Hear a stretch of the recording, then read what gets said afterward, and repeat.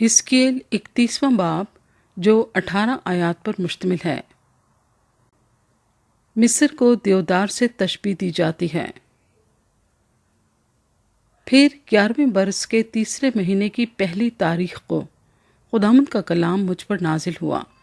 کہ اے آدم ذات، شاہ مصر فرعون اور اس کے لوگوں سے کہہ، تم اپنی بزرگی میں کس کی مانند ہو؟ دیکھ، اسور لبنان کا بلند دیودار تھا، جس کی ڈالیاں خوبصورت تھیں اور پتیوں کی کثرت سے وہ خوب سائے دار تھا، اور اس کا قد بلند تھا اور اس کی چوٹی گھنی شاخوں کے درمیان تھی۔ پانی نے اس کی پرورش کی، گہراؤں نے اسے بڑھایا، اس کی نہریں چاروں طرف جاری تھیں، اور اس نے اپنی نالیوں کو میدان کے سب درختوں تک پہنچایا۔ اس لیے پانی کی کثرت سے اس کا قد میدان کے سب درختوں سے بلند ہوا، اور جب وہ لہلانے لگا تو اس کی شاخیں فراوان اور اس کی ڈالیاں دراز ہوئیں۔ ہوا کے سب پرندے اس کی شاخوں پر اپنے گھونسلے بناتے تھے، اور اس کی ڈالیوں کے نیچے سب دشتی حیوان بچے دیتے تھے، اور سب بڑی بڑی قومیں اس کے سائے میں بستی تھیں۔ یوں وہ اپنی بزرگی میں اپنی ڈالیوں کی درازی کے سبب سے خوش نما تھا، کیونکہ اس کی جڑوں کے پاس پانی کی کثرت تھی۔ خدا کے باغ کے دیودار اسے چھپا نہ سکے، سرو اس کی شاخوں اور چنار اس کی ڈالیوں کے برابر نہ تھے، اور خدا کے باغ کا کوئی درخت خوبصورتی میں اس کی مانند نہ تھا۔ میں نے اس کی ڈالیوں کی فراوانی سے اسے حسن بخشا، یہاں تک کہ عدن کے سب درختوں کو جو خدا کے باغ میں تھے اس پر رشک آتا تھا۔ اس لیے خدا یوں فرماتا ہے کہ چونکہ اس نے آپ کو بلند کیا اور اپنی چوٹی کو گھنی شاخوں کے درمیان اونچا کیا، اور اس کے دل میں اس کی بلندی پر غرور سمایا، اس لیے میں اس کو قوموں میں سے ایک زبردست کے حوالے کر دوں گا،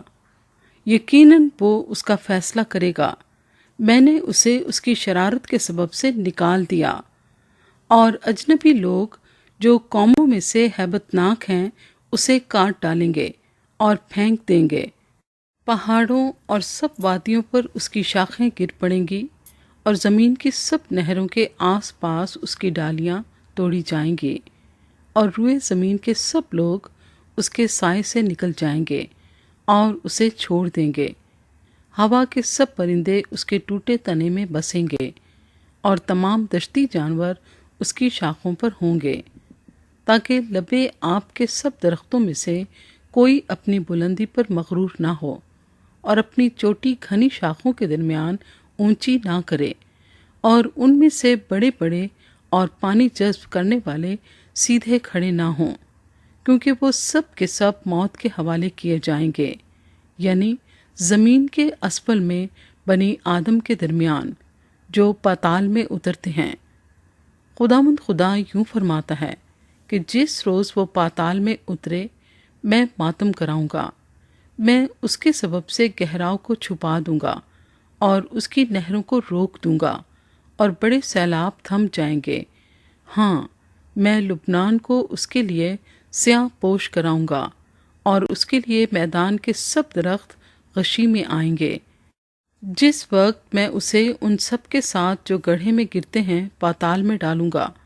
تو اس کے گرنے کے شور سے تمام اقوام لرزاں ہوں گی، اور عدن کے سب درخت، لبنان کے چیدہ اور نفیس، وہ سب جو پانی جذب کرتے ہیں، زمین کے اسفل میں تسلی پائیں گے۔ وہ بھی اس کے ساتھ ان تک جو تلوار سے مارے گئے پاتال میں اتر جائیں گے، اور وہ بھی جو اس کے بازو تھے اور قوموں کے درمیان اس کے سائے میں بستے تھے وہیں ہوں گے۔ تو شان و شوکت میں عدن کے درختوں میں سے کس کی مانند ہے؟ لیکن تو عدن کے درختوں کے ساتھ زمین کے اسفل میں ڈالا جائے گا، تو ان کے ساتھ جو تلوار سے قتل ہوئے نامختونوں کے درمیان پڑا رہے گا۔ یہی فرعون اور اس کے سب لوگ ہیں، خدا فرماتا ہے۔